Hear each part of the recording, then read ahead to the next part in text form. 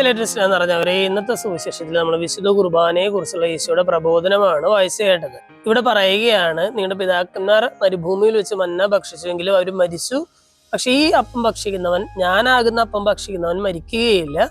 ഇത് മനുഷ്യൻ ഭക്ഷിക്കുന്നതിന് വേണ്ടി സ്വർഗത്തിൽ നിന്നും ഇറങ്ങി വന്ന അപ്പമാണെന്ന് പറയുകയാണ്. എന്ന് പറഞ്ഞാൽ ഈ ഈശോയാകുന്ന അപ്പത്തിന് അല്ലെങ്കിൽ വിശുദ്ധ കുർബാനയുടെ ഒരു ലക്ഷ്യം എന്ന് പറഞ്ഞാൽ തന്നെ മനുഷ്യൻ ഭക്ഷിക്കുക എന്നുള്ളതാണ്. ഇത് മനുഷ്യൻ ഭക്ഷിക്കാൻ വേണ്ടിയിട്ട്, മനുഷ്യർ ഭക്ഷിക്കുവാൻ വേണ്ടിയിട്ട് സ്വർഗത്തിൽ നിന്ന് ഇറങ്ങി വന്ന അപ്പമാണ്. ഈ അപ്പത്തിന്റെ ലക്ഷ്യം മനുഷ്യരാൽ ഭക്ഷിക്കപ്പെടുക എന്നുള്ളതാണ്. എന്തിനു വേണ്ടിയിട്ടാണ് മനുഷ്യർ ഇത് ഭക്ഷിക്കുന്നത്?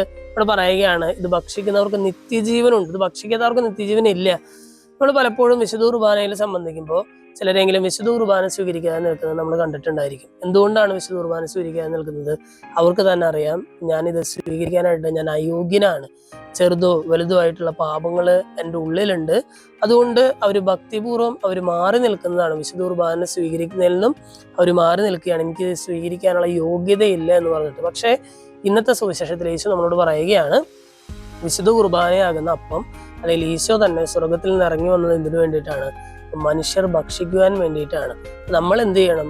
എന്നെങ്കിലും നമുക്ക് ഈ അപ്പം ഭക്ഷിക്കാനായിട്ട് അയോഗ്യതയുണ്ടെന്ന് തിരിച്ചറിഞ്ഞാൽ ഉടനെ പോയി കുമ്പസാരിക്കണം എന്നുള്ളതാണ്. ഉടനെ പോയി കുമ്പസാരിച്ച് നമ്മുടെ യോഗ്യത വീണ്ടെടുത്ത് നമ്മൾ വിശുദ്ധ കുർബാന സ്വീകരിക്കാനായിട്ട് നമ്മൾ പരിശ്രമിക്കണം. സ്നേഹമുള്ളവരെ, ഇന്നത്തെ സുവിശേഷത്തില് ഈശോ നമ്മളോട് പറയുന്നത് വിശുദ്ധ കുർബാനയെ കുറിച്ചാണ്. വിശുദ്ധ കുർബാന എന്നും സ്വീകരിക്കാനുള്ള ഒരു യോഗ്യതയ്ക്കായിട്ട് നമുക്ക് പരിശ്രമിക്കാം. യോഗ്യതയോടെ വിശുദ്ധ കുർബാന ഉൾക്കൊണ്ട് ജീവനുള്ളവരായി മാറാൻ നമുക്ക് പരിശ്രമിക്കാം. ദൈവം നമ്മെല്ലാവരെയും സമൃദ്ധമായിട്ട് അനുഗ്രഹിക്കും.